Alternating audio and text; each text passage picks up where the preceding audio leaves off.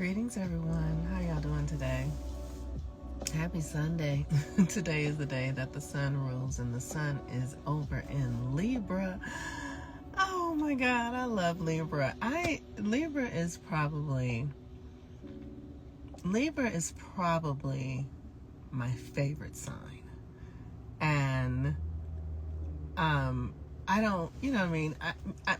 The reason I say that Libra is my favorite sign, because Libra is the fun sign. And the people that I know that are Libras, they are fun as fuck. If you are going to have a party or throw a party, you need Libras. Libras are artistic, and they're into music and food and all of that. And I think I'm gonna do a series of stories. I actually might write them on my lovers, not the lovers I have now, but like lovers I've had and their signs and how I've experienced them, because I had a lover who was a Libra, and when I tell you, he was a magician. He could tantalize the senses like nobody's. He could cook and pour wine, and his house, I used to go to his house and he would be like, "This is the peace palace," and I'd be like, "No, nigga, this is the pleasure palace." Like all the senses, the food, the lighting, everything. And he was a Libra with a Taurus moon. Libra is amazing. They are also manipulators of reality. He was also an incredible liar, and I loved it. Like, I knew he was lying to me, but it was the story. It was the fun. It created the ambiance. It created the fantasy, the illusion of, that central nature. And that's what art is. Like, art tantalizes you, and it takes you into something, and people who are Libras can do that. They can do it like nobody's business. It might not always be your truth, but it is an aspect of truth that is necessary, because it activates the senses. It activates your sensuality. It makes you feel. And that's what we're here for. We're here to feel. We're here to be in this experience of life and feel. So we are about to have a full moon in Aries. And I really wanted to talk a little bit about that. Now I have about 10 minutes to do it before I gotta go. So this Aries full moon is coming in, and the Aries full moon is a culmination energy, because Aries is the self. It's who you say you are. It's who you think you are. It's who you know yourself to be. And the sad part about that, or what's really true right now, is that most of us don't have a clue who we are. We haven't done the work. We don't ask. When I first started this work years ago, I would always say, I ask, who am I? I ask the universe. I started out because I literally got so curious. What am I doing here? Why am I here? What's going on? Because I was having such a hard time. I was like, I finally started asking questions like, what the fuck is happening?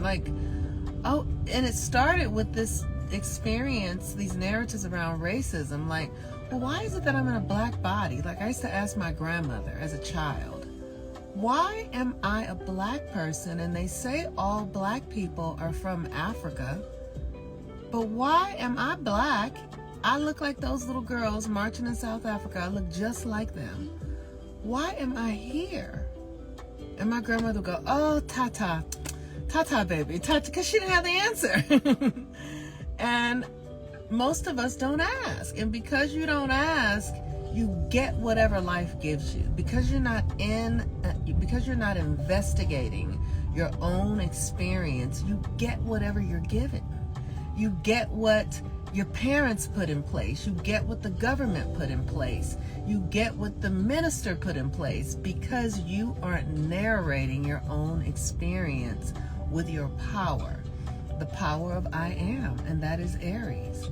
And what I have discovered is that it's not just enough to know yourself. You have to embody it and live it. You have to walk it. So you have to do the work on constructing your identity.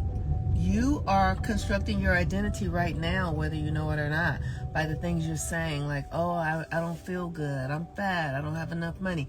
That's you saying, I am. That's you sending out a signal to the universe that says who you are. And then the universe fulfills that. The universe says, okay, she doesn't like herself. She thinks one of the things that has been so helpful for me, because I have always had a thing. I have always felt ugly. I have always thought I was ugly. I've never really said it out loud, but I'm starting to feel comfortable with owning it, because I felt like the way I looked disappointed my mother. Because I thought my mother wanted me to be light-skinned with long hair, and because I wasn't, that disappointed her, and so I thought I was ugly.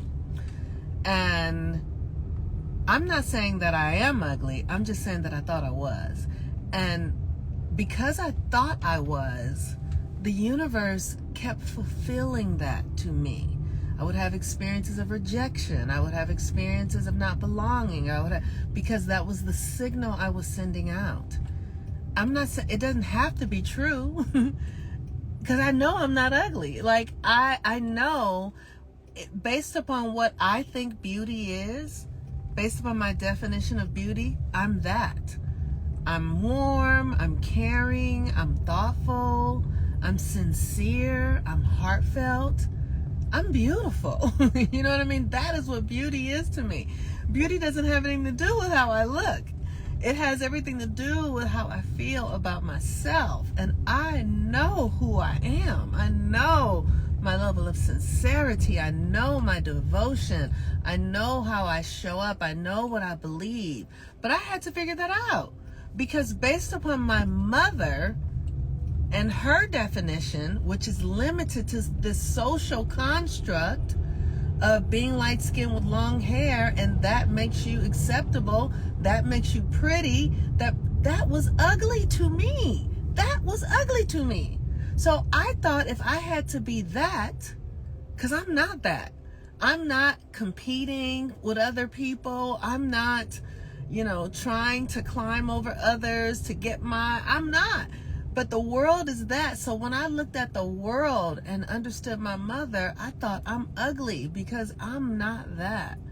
But I had to define my own self. Who am I? I had to define my own self based upon my own desire, wisdom, love, way of being. And most of us are not doing that. We're looking at the world. Don't forget your phone, keys, and we're trying to determine who we are based upon what we see out in the world. Please make sure it's clear before exiting. And you can't find it out there, you all. It's not out there. It's the world is an illusion.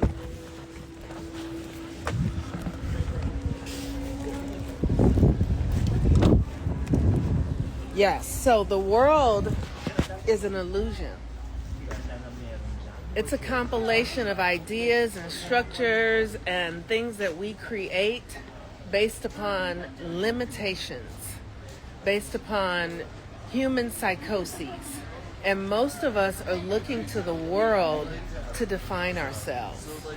And because we're doing that, we become ugly. Because we're not looking inside to define ourselves. Because the world will have you competing and fighting and othering. Okay, so I think this will work now. So, most of us are looking into the world to determine our success, our value, who we really are, and the world is not the place to find it.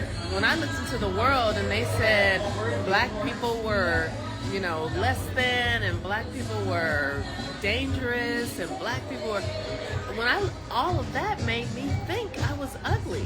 And because my mother was in that experience, it all was like a boomerang. So you get to craft your identity. You get to craft your identity. And if you don't, the world will do it for you. So for this full moon in Aries. But that's because you've been eating good, though. For this full moon in Aries, look at your life, because the full moon is going to illuminate. The full moons illuminate what's already there. So where are you with yourself? What are you telling yourself? How are you talking to yourself? How do you feel about yourself? Are you comparing yourself to others? Are you looking to the world to determine what's successful and what's happiness? Or are you finding that inside of yourself? Because if you're finding it inside of yourself, ooh, nobody can take it from you. If you find it inside of yourself, you own it. It's yours. So people can come, they can go, and you are anchored in who you are. It's such a powerful thing. So this Libra season, the workbook, I encourage you guys to go get it. Go look at my website, healwithmoonmama.com, and pick up that workbook so you can do that work. And that work is about understanding this Aries full moon. And that when you know yourself, when you're not moved by other people's behaviors, when you're not moved by it, when you're literally able to just watch it go by and not be aggravated or even turned on by it. And even if you are aggravated and turned on by it, you know that is your aggravation. You're not aggravated because of them. You're aggravated because that is inside of you. It's yours. And it's good for you to feel it. And if you experience happiness or joy because of others, that is not attached to them. That is in you. That's in your system, in your body, right? I'm listening to this music. I feel good. The music is playing, and it's bringing something up inside of me. It's bringing it inside of me. So you got to own and claim who you are. All right, y'all. Peace and blessings. I love this. Let me show y'all what they doing.